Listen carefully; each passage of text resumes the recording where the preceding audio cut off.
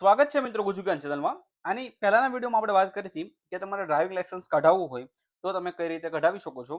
એમાં આપણે two wheel, four wheel કે કોઈ પણ તમારે હેવી લાયસન્સ કઢાવવું હોય તો એની માટે આપણે વિડીયો વાત કરી હતી.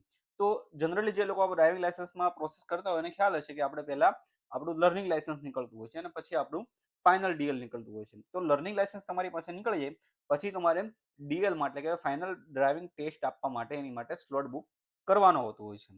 તો આ વિડીયોની અંદર આપણે વાત કરવાના છીએ કે તમારે ડીએલ માટે પાક્કા લાયસન્સ માટે જો સ્લોટ બુક કરવો હોય તો એ તમે કઈ રીતે કરી શકો એની વાત આપણે આ વિડીયોમાં કરવાના છીએ. તો એની માટે સૌપ્રથમ ગુજરાત સરકારની ભારત સરકારની જે ઓફિશિયલ વેબસાઇટ છે પરિવહન.ગુજરાત.gov.in એની લિંક તમને ડિસ્ક્રિપ્શનમાં આપી દઈશ. એમાં આપણે આપણું અહીંયા સ્ટેટ સિલેક્ટ કરી લેવાનું છે. તો જેટલી પણ ડ્રાઇવિંગ લાયસન્સ રિલેટેડ સર્વિસ છે એનું અહીંયા લિસ્ટ આવી જશે. તો આપણે અહીંયા જે વાત કરવાના છીએ એ એપ્લાય ફોર ડીએલ ટેસ્ટ. સ્વાગત છે મિત્રો ગુજુગાન ચેનલમાં. આની પહેલાના વિડીયોમાં આપણે વાત કરી કે તમારે ડ્રાઇવિંગ લાયસન્સ ઓનલાઈન એપ્લાય કરવું હોય, ટુ વ્હીલ હોય, ફોર વ્હીલ હોય, કોઈ હેવી લાયસન્સ હોય તો એ તમે કઈ રીતે એપ્લાય કરી શકો એની વાત આપણે આગલા વિડીયોમાં કરી હતી. તો એમાં આપણે જે ડ્રાઇવિંગ લાયસન્સ કઢાવતા હોય એની બે પ્રોસેસ હોય છે. પહેલા તમને લર્નિંગ લાયસન્સ આપવાનું હોય છે.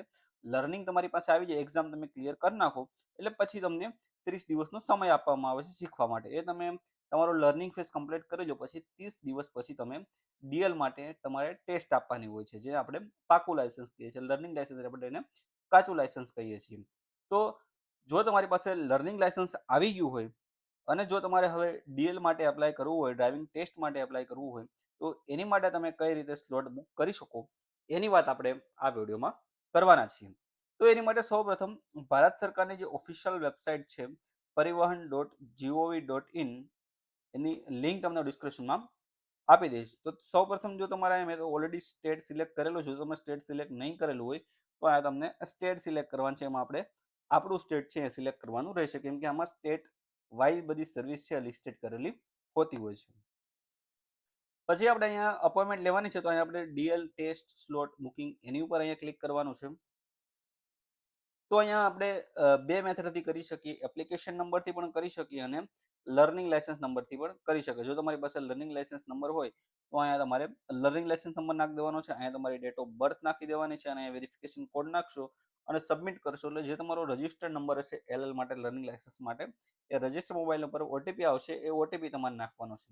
મારી પાસે કોઈ લર્નિંગ લાયસન્સ છે નહીં એટલે મારી પાસે સ્ક્રીનશોટ છે, તમને હું બતાવી દઉં કે કઈ રીતે આખી પ્રોસેસ હોય છે. મારી પાસે લર્નિંગ લાયસન્સ નહીં હોવાને કારણે હું તમને જે સ્ક્રીનશોટ મારી પાસે છે એ તમને બતાવી દઉં છું. એટલે તમે ઓટીપી નાખશો એટલે જે તમારું લાયસન્સ તમે ઇસ્યુ કરેલું હશે, જો તમારે એમસીડબલ્યુ કે ટુ વ્હીલનું કરેલું છે એમસીડબલ્યુ હશે અને લાઇટ મોટર એલએમવી એટલે કે ફોર વ્હીલનું કર્યું હશે તો એ હશે. એટલે જેની માટે તમારે સ્લોટ બુક કરવો હોય તો એ તમારે કરવાનું છે. જો તમે ખાલી સિંગલ માટે કર્યું હશે તો સિંગલ આવશે, ડબલ માટે કર્યું હશે તો ડબલ આવશે. તો એ તમારે અહીંયા સિલેક્ટ કરી લેવાનું છે.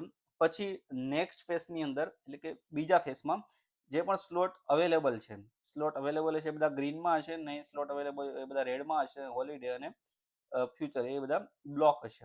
એટલે જે તારીખે તમારે સ્લોટ અવેલેબલ હોય એ ડેટ તમારે ક્લિક છે અહીંયા કરવાની રહેશે. જે ગ્રીન હશે એ દિવસે સ્લોટ છે તમારો અવેલેબલ હોતો હોય છે. જે રીતે તમે જોઈ શકો છો 29 તારીખે નથી, 27 નથી, 28 હોલિડે છે, હોલિડેનો કલર આવો છે. હવે તમે 30 અને 31 જોઈ શકો છો જેમાં સ્લોટ અવેલેબલ છે. તો એમાંથી તમારે કોઈ પણ ડેટે કરવું હોય તો એમાં તમારે ક્લિક કરી લેવાનું છે. એટલે પછી તમે ત્યાં ક્લિક કરશો એટલે તમારું ફાઇનલ કન્ફર્મેશન સ્લોટ પૂછશે. એમાં તમારી ડિટેલ્સ બધી આવશે, તમારો એપ્લિકેશન નંબર, તમારો આરટીઓ, તમારો મોબાઈલ નંબર અને જે તમારી પર્સનલ માહિતી જે તમે નાખી હશે એ બધી અહીંયા શો થશે અને જે તારીખ અને જે ડેટ તમે સિલેક્ટ કરી એ તમને શો થઈ જશે. જો તમે કન્ફર્મ સ્લોટ બુક કરશો એટલે તમને અહીંયા તમારો સ્લોટ છે કન્ફર્મેશન બુક છે થઈ જશે. કન્ફર્મેશન સ્લોટ અહીંયા બુક થઈ જાય અને પછી જો તમારે પ્રિન્ટ કઢાવવી હોય તો તમે પ્રિન્ટ કઢાવી શકો છો. તો આવી રીતે જો તમારે ડીએલ સ્લોટ બુક કરવો હોય તો આવી રીતે તમે કરી શકો છો. જે તારીખે તમે સ્લોટ બુક કરો એ તમારી રિસ્પેક્ટિવ આરટીઓ ઓફિસ હશે ત્યાં તમારે 30 મિનિટ પહેલા છે પહોંચવાનું રહે છે. એટલે તમારે જો પ્રિન્ટ કાઢવી હોય તો તમે એ પ્રિન્ટ છે અહીંયાથી કાઢી શકો છો. એકવાર તમે સ્લોટ અહીંયા બુક કરી લીધો પછી તમારે જો સ્લોટ કેન્સલ કરવો હોય તો એ તમે કેન્સલ પણ કરી શકો છો અને રીશેડ્યુલ કરવું હોય તો રીશેડ્યુલ પણ કરી શકો છો. કેન્સલેશન માટે તમારે કેન્સલ ડીએલ સ્લોટ બુક એની ઉપર તમારે કરવાનું છે. અને તમે એપ્લિકેશન નંબર નાખશો, અહીંયા તમે સેમ પ્રોસેસ તમારે કરવાની રહેશે. જે રીતે ડીએલ સ્લોટ બુક કરવા માટે કરો છો એ રીતે તમારે કેન્સલેશન માટે કરવાનું રહે છે. તો જો કોઈ સંજોગો અનુસાર તમારે ત્યાં તમારે જવાનું થતું નથી તો તમે કેન્સલ પણ કરી શકો છો તમે સ્લોટ બુક કર્યા પછી. બરાબર છે. તો આ વિડીયોની અંદર આપણે વાત કરી કે જો તમારે ડીએલમાં સ્લોટ બુક કરવો હોય ટેસ્ટ માટે તો એ તમે ઓનલાઈન કઈ રીતે કરી શકો છો. આના સંબંધિત જો તમને કોઈ પ્રશ્ન હોય તો તમને કોમેન્ટ સેક્શનમાં જણાવી શકો છો. તેનો જવાબ દેવા હું પૂરતો પ્રયત્ન કરીશ. આ વિડીયો જોવા માટે તમારો ખૂબ ખૂબ આભાર.